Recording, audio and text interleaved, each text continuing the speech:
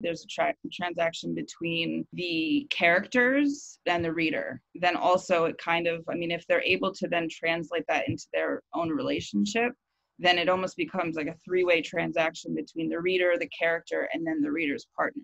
What's your carnal theory? What are the transactions that take place in erotica?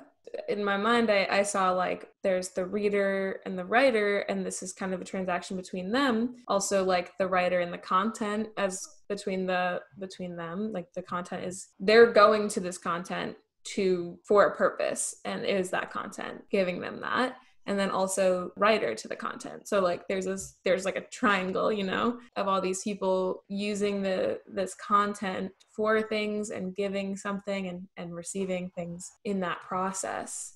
Do you see other transactions that are taking place in this whole like triangle? Yeah, I mean, I think one of the feedback that I get kind of consistently is that, you know, someone read a passage of my work and then were able to have a conversation with their partner in real life.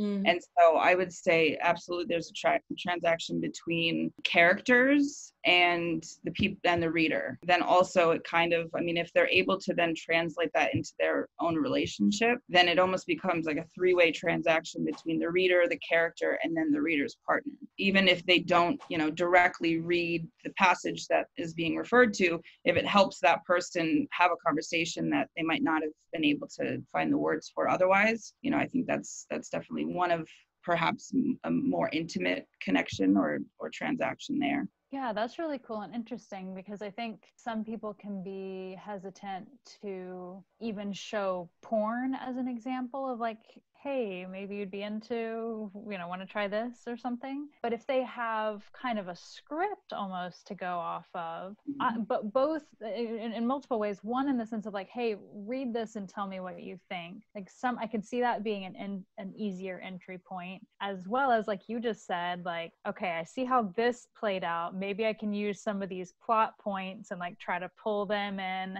either as dialogue play or whatever to explore something further. So that's really cool. That's really cool. Yeah. Also, I like to always have, you know, in focusing on the consent conversations, I enjoy adding those into the actual dialogue between the characters. And so I think a lot of those, if you want me to get the book and I can read it. Yeah, definitely. But yeah, I mean, I think that for sure being able to actually have an example of, even though it's fictional, to have the dialogue and to have the example of the conversation that you might be trying to have right in front of you that you can pull from. You don't necessarily need to have your partner read it, but it just, you know, I think a lot of these different conversations that people struggle having, Erotica kind of provides a direct example of how they might have it. So it's kind of, I mean, I don't set out for it to be advice, but I think that you can use it as that. Okay, so in this story, this is in my book, Monogamy With Treats. It's the chapter Swinging By, and there's a couple that for the first time, they're celebrating something, and for the first time, he's taking her to a swingers club. So it's her first time in any kind of sex club at all, and so on the way there, you know, he doesn't tell her where they're going, and he has her, you know, he gets her this little lingerie outfit, and she puts it on, she's all excited. And so in the car, he has, you know, just an iPad, and he pulls up the website of the club, and there's like the FAQ section and this, you know, this whole thing. So she's looking through it as they're driving, and then they start to have a conversation about, you know, kind of fantasies and what they want out of the night and what they both want to expect and boundaries, safe words, the whole thing. So I think they get to safe words. Yeah, they definitely do. So I'll start with, they're in the car and he pulls his iPad out. So he smiled his beautiful smile at me, pulled his hand away and grabbed something from the back seat. He handed me his iPad with a web page open and told me my last instruction for the night was to review what was on the page and tell me what I thought. As I stared at the glowing page, I read across the top of the screen the word silk. As I scrolled down the page, I realized we were on our way to our first swingers club together, and immediately my pussy began to throb. I looked over at Noah, who was looking at the road, and just stared at him until I got his attention. When he finally glanced over at me, I gave him a devilish look. Baby, are you serious? We're really going to this place? Is that okay with you? His voice and face both showed concern. Okay, baby, this has secretly been on my bucket list to do together since forever. His shoulders relaxed. Beat you to it. He smiled and winked, then turned back to the road. Look it over so you can get an idea of what the place is like. It's the best swinger spot within 100 miles of us. We got about a half hour till we're there. As I scrolled through the pages of the site, I landed on the FAQ page, which was the most helpful. I had so many questions as I had never been to a swinger spot before. What will the people be like? Can you fuck anywhere, or are there special rooms for that? Is group sex allowed? Will there be single ladies, or do you need a man to enter? Will there be single men? I found most of my answers on the site. The rest I knew Noah and I would find out together. Neither of us had ever been to a swingers club, and so we were both surely in for a treat. He interrupted my search. Is there anything in particular that you'd like to try tonight? I looked over at him, a bit overwhelmed at the range of possible ways to answer his loaded question. My mind raced at the prospect of fucking in front of a bunch of strangers. It's always been a fantasy of mine to have people watch me have sex, I admitted. I can help you out with that, he promised, his fingers gently caressing my inner thigh. You've always liked being watched, huh? Always. There's something sexy to me about turning people on by being turned on. I don't want to just be watched. I want other people to want to fuck just by looking at me, and then I want them to fuck. Everywhere we go, people want to fuck just by looking at you. I'm excited to see them actually do it. What else? I want to stay with you the whole night. I think a great rule would be that we always play together, I added.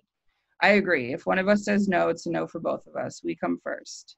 Pun intended. I smiled over at Noah, who was already smiling at me. We both laughed. Okay, and what about things you aren't comfortable with? Any hard boundaries? Not really, just that we stick together. I think we should just play it by ear and see what finds us. As long as we're together, I think I'm okay with everything. Okay, let's have a safe word. That way, if either of us is uncomfortable, we can let the other one know. How about we ask the other one the question, remember that time in Vegas? And that'll be our cue to shut it down. I tried to picture a scene in which I might find myself uncomfortable and if I could see myself asking that question. It seemed cryptic enough and relevant and also had a hint of warning to it, which I liked.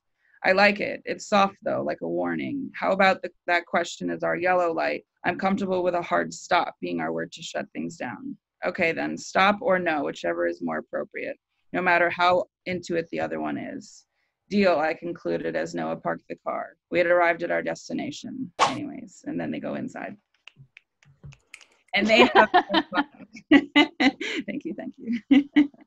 So it's definitely, you know, having that, it at least opens up the conversation or inspires someone to be able to kind of have that. So yeah, and it normalizes that conversation, you know, especially when it's in like a lot of media we consume, as you said earlier, like doesn't involve consent or like verbalized consent in any way, and then people are like think that body language can be assumed intent, like, and you know, all of those issues come in. Or I think a lot of people just don't realize that it can actually be fun and, you know, sexy, and you know, it could be something that brings you guys closer together rather than this awkward, you know, conversation that no one really wants to have, you know. And I think that also, you know, my books focus on couples and relationships that are already established. And I think that when you have something that's established, oftentimes you think, oh, well, they talk about that behind closed doors. So like it's already assumed or it's already been talked about, rather than actually including it in an erotica book. And then you can